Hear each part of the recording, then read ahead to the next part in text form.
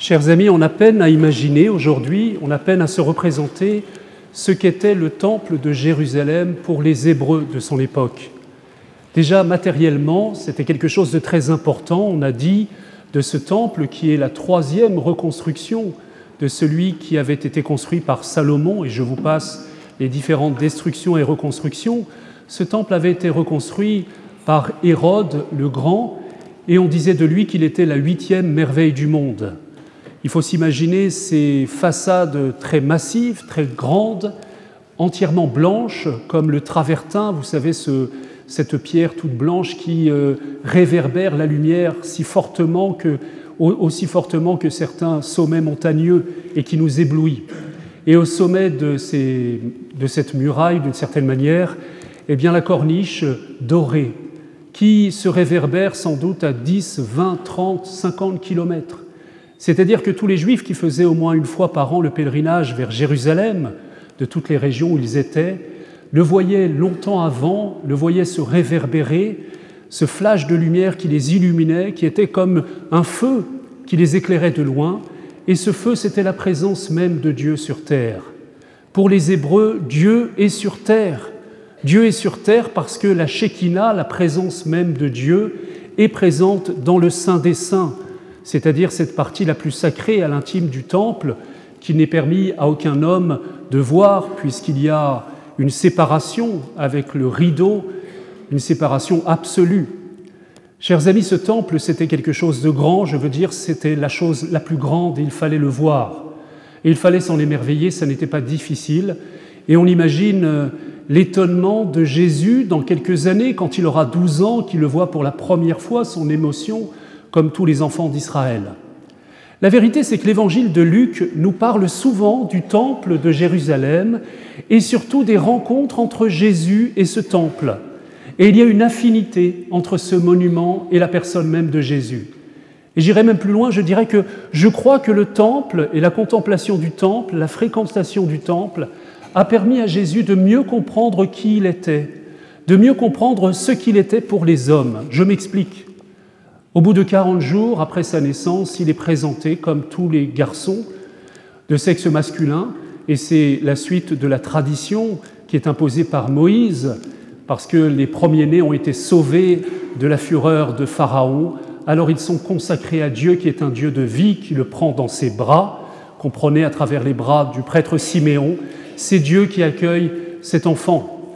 Et c'est l'acte d'offrande, et peut-être la première séparation entre les parents qui reconnaissent que leur enfant n'est pas d'abord leur enfant, mais celui qui leur appartient d'offrir à Dieu. Et on comprend que ce soit déjà un glaive qui sépare l'âme de sa mère, qui est dans ce mouvement de l'offrande.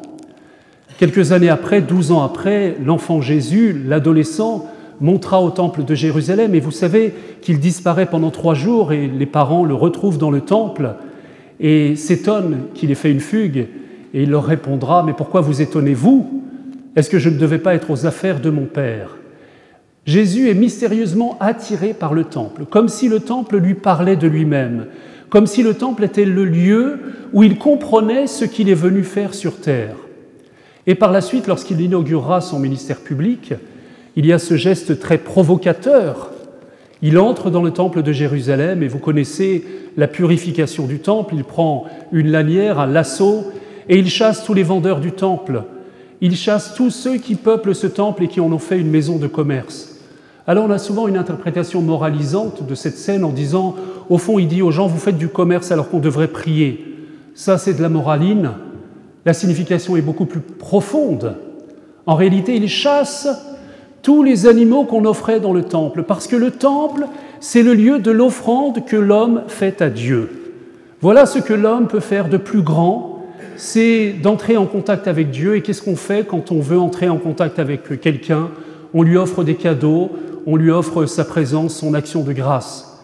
Et les gens offraient offrande sur offrande, sur offrande, sur offrande, et c'était une véritable boucherie. Et on achetait des bœufs, des tourterelles, tout ce qu'il faut, suivant d'ailleurs qu'on était riche ou pauvre, mais on le donnait, on donnait, on donnait. Et Jésus chasse tout cela. Rien de ce que vous pouvez offrir d'extérieur à vous-même ne peut satisfaire Dieu. Et j'imagine le moment où Jésus s'est retrouvé seul dans le temple. Il avait chassé tout le monde. Il avait chassé les vendeurs, il avait chassé les bœufs, les offrandes, et il ne restait plus qu'une seule offrande. C'était l'agneau de Dieu, celui que nous allons présenter dans quelques instants, celui qui est venu sur terre pour s'offrir au Père et aux hommes. Voilà pourquoi le Temple parle tant à Jésus, parce que le Temple lui dit quel est son destin, quelle est sa vocation. Le Temple dit à l'adolescent qui est déjà en train de grandir et de désirer offrir sa vie, voilà où tu offriras ta vie, à qui tu offriras ta vie, à Dieu le Père et aux hommes. Et Jésus comprend qui il est. Un théologien a dit que Jésus était l'homme pour les autres. D'abord l'autre avec un grand A, c'est-à-dire Dieu, et les autres, c'est-à-dire ceux à qui il va faire don de sa vie. Et Jésus manifeste que sa vie a pour vocation, pour finalité, d'être offerte pour le salut du monde, pour la gloire de Dieu. Voilà ce qui réalise le bonheur et la vocation de tout homme. Eh bien, nous devons en tirer une conséquence toute simple. Votre vie, frères et sœurs, ne sera belle qu'à la mesure de l'offrande que vous en ferez. Il n'y a pas de belle vie sinon une vie offerte. En fait, une fois que j'ai dit ça, on peut rentrer chez soi et on a compris la vie chrétienne. Reste à savoir le vivre à présent. Nous allons l'entendre dans la prière eucharistique, que l'Esprit Saint, Père, fasse de nous une éternelle offrande à ta gloire. C'est-à-dire que je n'offrirai pas quelque chose extérieur à moi, mais je m'offrirai à moi dans l'amour, c'est-à-dire dans la puissance de l'Esprit Saint. Voilà ce qui réalise une vie. Je me souviens avec émotion de ce monsieur qui, au terme d'une retraite qu'il a dû faire à 50 ans, et on sentait qu'il était complètement déphasé par rapport à ce qui se vivait, était tout bouleversé, et on a donné la parole à tous les retraitants au terme de la retraite en leur demandant « Qu'est-ce qui vous a marqué ?» Et il a dit « Écoutez, depuis le premier instant, je vois des visages, des vies données, des gens qui me disent merci quand je leur passe un plat. » Et j'ai réalisé, il avait fondu en larmes le premier jour, qu'il n'y a rien de plus triste qu'une vie qui n'est pas donnée, une vie qui est gardée pour soi. Tout ce qui n'est pas donné est perdu. Voilà ce que Jésus aurait pu dire, voilà ce qu'il incarne. Je suis venu au temple pour vous manifester que le temple, c'est moi, le lieu de l'offrande, mais je suis à la fois le lieu de l'offrande, le prêtre qui offre et la victime offerte. Je suis offert, c'est ma vie et ma joie, c'est de vous entraîner dans cette offrande. Alors, chers amis, la grande fête de la Chandeleur, c'est la fête de l'offrande des chrétiens avec le Christ, de notre joie et notre résolution d'entrer véritablement dans ce mouvement d'offrande. Savez-vous d'ailleurs que la tradition veut que la Chandeleur, ce soit la fête des consacrés, les prêtres, les religieux ou les consacrés de quelque manière que ce soit. Moi, je peux vous le témoigner simplement. La plus grande joie de ma vie a été le moment où j'ai pu libérer, j'étais encore jeune, ce oui que j'avais tellement de peur qui était rentré en moi, qui s'est conscientisé petit à petit. Mais il y a le jour où je dis « oui, je me donne ma vie pour toujours ». Et ce oui est peut-être la plus grande chose qui soit donnée à un homme ou une femme de prononcer et de vivre après. Je sors d'une séance de préparation au mariage. Toute la préparation au mariage, c'est de préparer cette petite phrase qui est si grande, si petite dans la forme et si grande dans le fond. Je me donne à toi et je te reçois pour t'aimer fidèlement tous les jours de ma vie. Chers amis, vous êtes tous appelés à vous donner, à vous consumer en réalité. D'ailleurs, les offrandes au temple étaient consumées, elles étaient sacrifiées, c'est-à-dire que ça passe aussi par l'acceptation de mourir à soi pour faire de sa vie un don pour les autres. Chers amis, le grand obstacle à l'offrande de notre vie, ça peut être, je crois, on pourrait en analyser beaucoup, mais profondément, il y a un obstacle, c'est la peur de se perdre, la peur de mourir peut-être.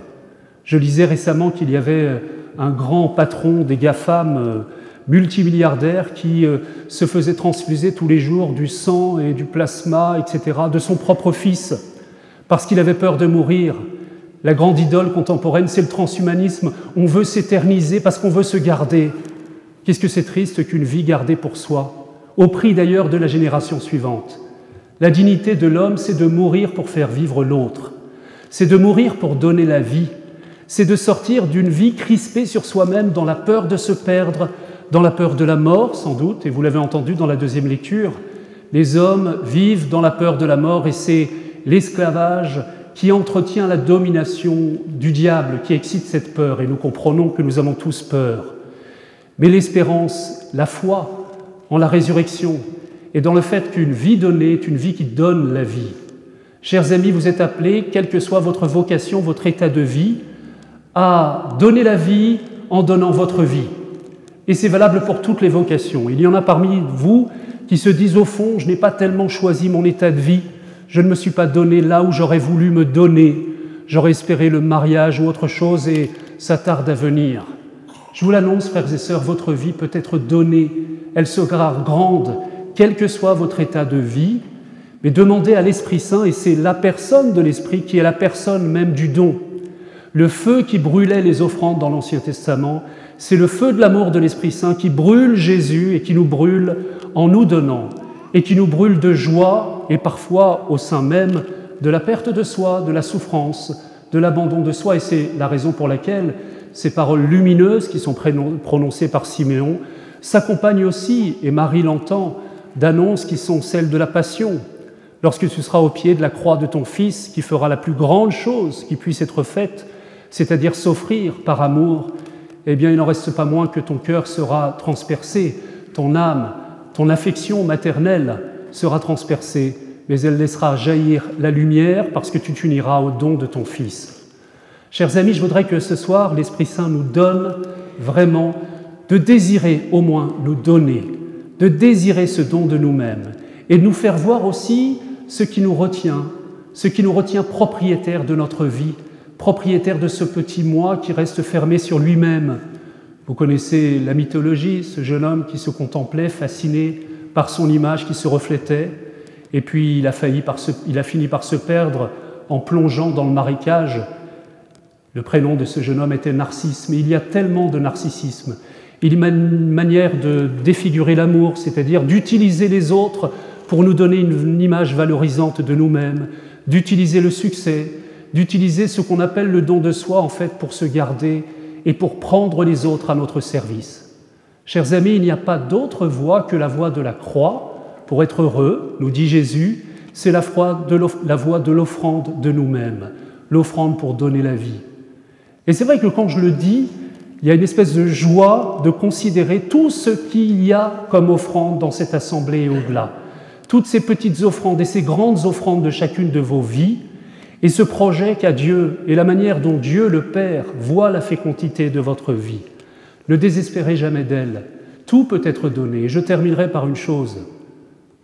On peut donner jusqu'au bout. Et je suis témoin, moi, comme prêtre, de vies qui ont pu être gardées jalousement, mais de derniers instants, de dernières heures, où tout d'un coup, une personne qu'on aurait pu considérer comme très égoïste, tout d'un coup, se tourne vers ceux qui l'entourent, et puis a ces mouvements de gratitude, de don de soi, d'acceptation, peut-être de découverte, c'est les ouvriers de la dernière heure, de la raison pour laquelle ils étaient sur terre. Et tout ce qu'ils n'ont pas donné jusqu'à maintenant, eh bien, il leur est donné de le donner.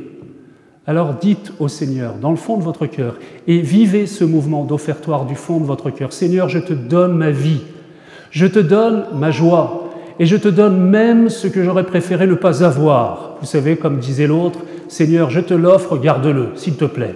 Parce que notre vie n'est pas toujours celle que nous aurions rêvé d'être. Mais je peux vous le dire, elle peut devenir belle à la mesure du don que nous en faisons pour la gloire de Dieu et l'amour de nos frères. Amen.